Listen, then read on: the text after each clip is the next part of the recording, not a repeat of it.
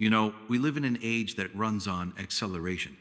Every click, every scroll, every notification pushes us forward faster, louder, hungrier. And somewhere along the way, we began to mistake movement for progress and speed for meaning. But if you pause long enough, you can hear a quieter voice beneath the noise. It says, slow down. Wait. That voice is patience. And I don't mean patience as in sitting quietly while life sorts itself out.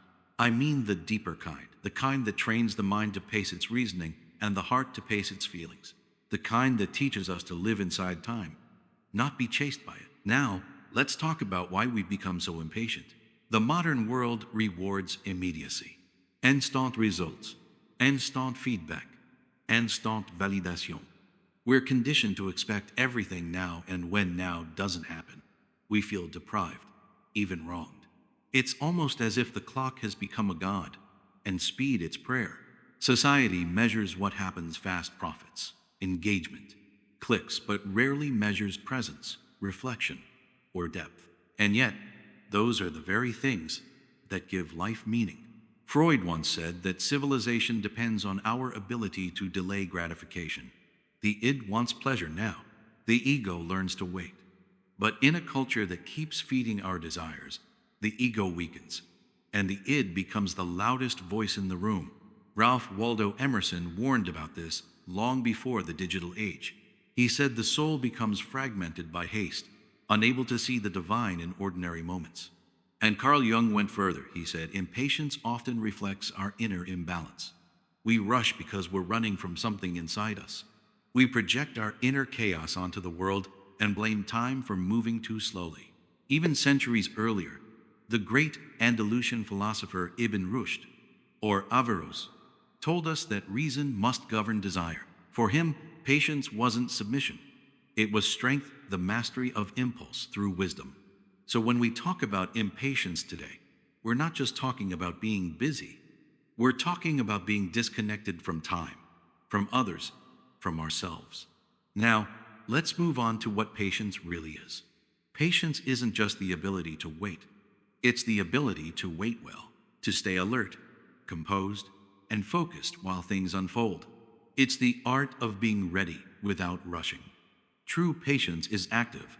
It's a state of engagement, not escape. It's choosing to trust the rhythm of life while continuing to do your part. Let's talk now about how to train the mind in patience. The impatient mind is like a crowded marketplace, noisy, full of competing thoughts, each one demanding attention. So the first step is to reframe the delay. A delay isn't a punishment, it's a pause for growth. Studies on delayed gratification have shown that when we focus on the meaning of the reward rather than the immediate pleasure, we gain strength to wait. This is how patience becomes wisdom, by seeing time not as an enemy but as an ally. Second, you need to interrupt the impulse.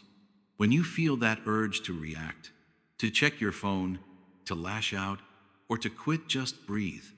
3 deep breaths. Then ask yourself, will this matter in a week? In a year? Most of the things that upset us fade when stretched across time. Third, build small rituals of waiting. Let the kettle boil without distraction. Listen to someone fully before replying. Walk without your headphones once in a while. These tiny moments of deliberate slowness rebuild your mental stamina. And finally, expose your impatience.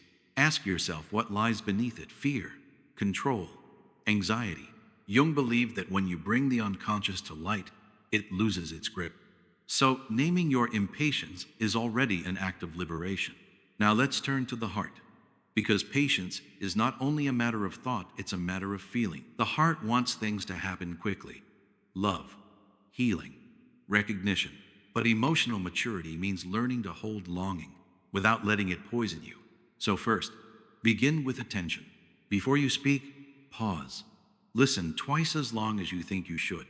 Patience in relationships is practiced through small acts of listening and understanding. Next, try what I call appreciative noticing. Every day, pick 3 small things you'd normally ignore: the way the wind moves the leaves, the warmth of a cup in your hand, the sound of someone laughing nearby. Hold each of these for 5 seconds. That's all. 5 seconds. This practice retrains your heart to slow down and rediscover wonder. Then, replace urgency with curiosity.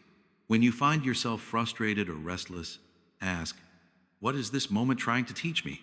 That single question transforms resistance into discovery. And finally, serve and wait. Do something kind without expecting a result. Help someone. Give your time. Listen without giving advice. This quiet form of service teaches the heart to love without calculation.